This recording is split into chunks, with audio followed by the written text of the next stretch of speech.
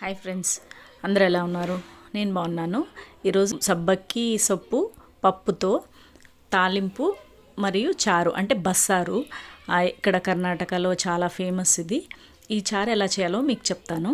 సబ్బక్కి సొప్పుని ఉడికించుకోవాలి, సన్నగా కట్ చేసుకొని. అంటే పప్పు సపరేట్గా ఉడికించి పెట్టుకోవాలి. ఆ తర్వాత సబ్బక్కి సొప్పు కూడా ఉడికించి పెట్టుకోవాలి. ఎందుకంటే ఒకటే వేసి ఉడికించుకున్నామంటే ఒకటేసారి అది మెత్తగా అయిపోతుందని నేను సపరేట్గా ఉడికించుకున్నాను. ఆ తర్వాత తాలింపు కోసము ఎండుమిర్చి,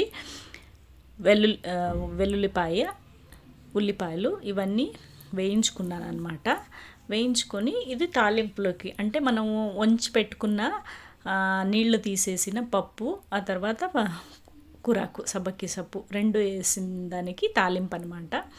ఆ తర్వాత చారు కోసం మసాలా, ఉల్లిగడ్డలు, టమాటాలు, పచ్చిమిర్చి, అల్లము, వెల్లుల్లి, జీలకర్ర, మిరియాలు, 2-3 మెంతి గింజలు ఇవన్నీ వేసి బాగా వేయించుకోవాలి. బాగా వేయిస్తే చారు చాలా టేస్ట్గా ఉంటుంది మసాలా.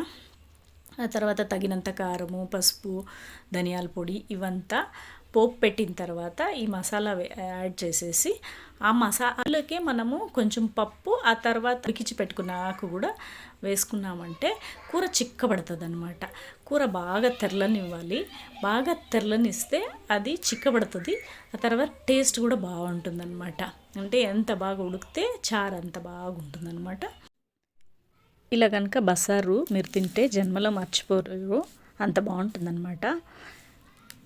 నా ఛానల్ని లైక్ చేయండి, షేర్ చేయండి, సబ్స్క్రైబ్ చేసుకోండి. ఇంకా మంచి మంచి వీడియోస్ పెడతాను. Thank you friends, bye.